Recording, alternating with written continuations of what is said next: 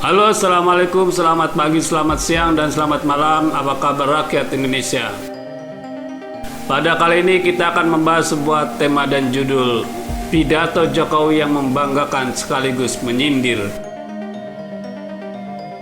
Dalam rangka memperingati Hari Bumi Sedunia yang jatuh pada tanggal 22 April kemarin, Presiden Amerika Serikat Joe Biden mengadakan KTT Leader Summit on Climate, forum internasional yang diadakan secara virtual. Ini mengundang 40 pemimpin dunia, salah satunya adalah Presiden Indonesia Jokowi, guna membahas isu perubahan iklim dari masing-masing negara. Indonesia yang secara historis menjadi penyumbang utama dalam perubahan iklim, dari deforestasi hingga penggunaan bahan bakar fosil, bukanlah tanpa sebab diundang di forum penting ini.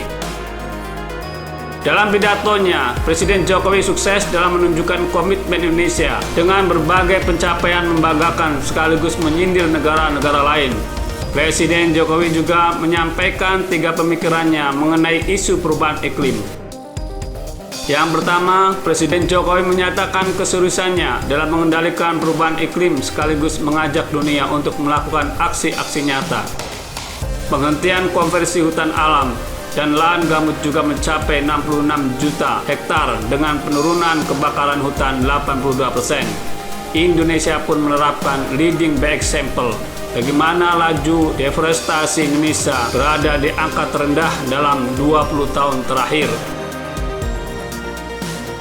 Kedua, dan yang paling menusuk bagi semua negara, bagaimana Presiden Jokowi menyatakan jika negara maju menunjukkan komitmen yang kredibel dan memberikan dukungan yang real, sudah pasti negara-negara berkembang akan melakukan komitmen serupa juga.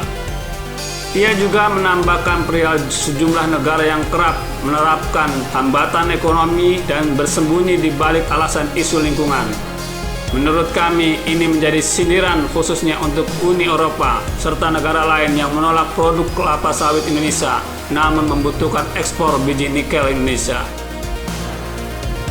Yang ketiga, Presiden Jokowi menyatakan bahwa untuk mencapai target persetujuan Paris dibutuhkan kemitraan global yang kuat. Contoh pun diberikan rencana Indonesia untuk menjadi net zero emission dengan membangun Green Industrial Park seluas 12.500 hektar di Kalimantan Utara dan rehabilitasi hutan bakau seluas 62.000 hektar. Selain Indonesia, pemimpin dunia lainnya juga menyampaikan perjanjian akan target penurunan emisi karbon. Negara seperti Amerika Serikat, Jepang, Kanada, dan Korea Selatan meningkatkan target mereka 2 kali lipat untuk menunjukkan komitmennya. Presiden Jokowi menyatakan bahwa pengendalian perubahan iklim termasuk ke dalam kepentingan nasional Indonesia. Meraih kepentingan nasional tersebut, Indonesia menerapkan environmental diplomasi atau diplomasi lingkungan yang juga disebut ekodiplomasi. Hal ini dapat kita lihat dengan keikutsertaan Indonesia menyepakati perjanjian serta mengikuti berbagai konvensi yang membahas isu lingkungan global, seperti Perjanjian Paris atau KTT yang Presiden Jokowi ikuti kemarin.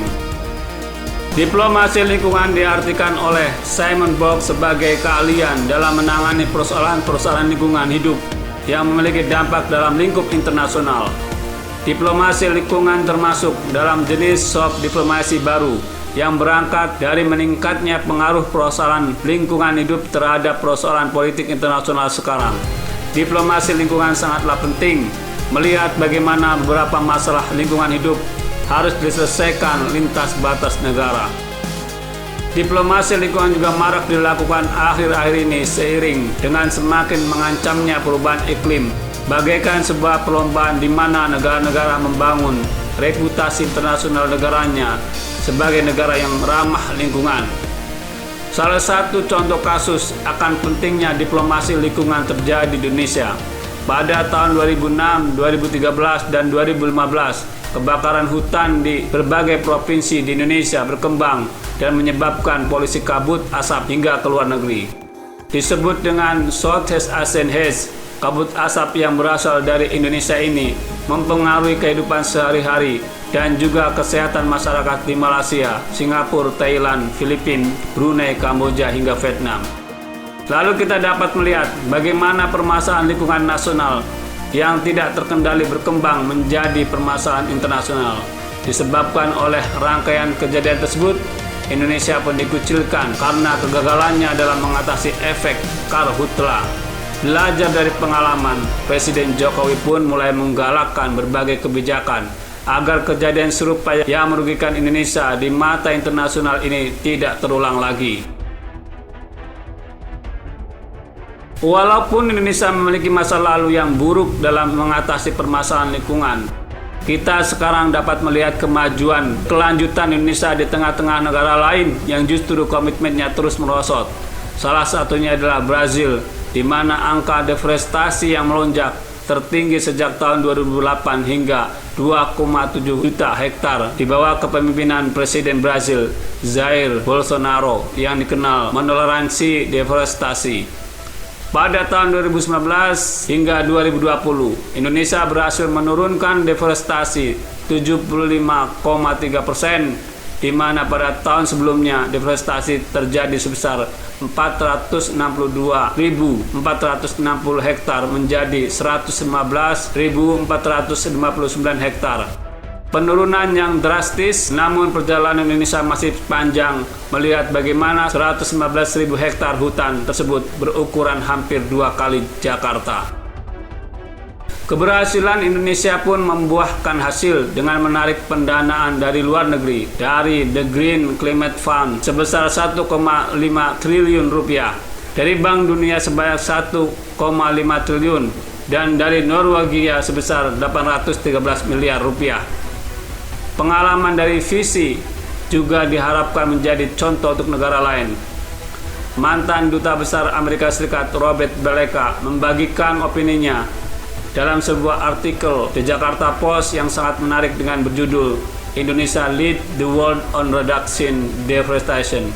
Ia menyatakan bagaimana upaya bantuan dari negara maju untuk mendukung lingkungan Indonesia bukan hanya baik untuk Indonesia, namun juga untuk kebaikan dan keselamatan bumi. Indonesia telah menunjukkan komitmennya dalam mengendalikan perubahan iklim, di mana salah satunya dapat dilihat dari menurunnya angka deforestasi dan rencana reduksi emisi karbon dioksida. Walaupun begitu, perjalanan Indonesia masihlah sangat panjang jika kita melihat permasalahan lingkungan lainnya. Salah satunya adalah penggunaan sumber tenaga listrik yang tidak ramah lingkungan.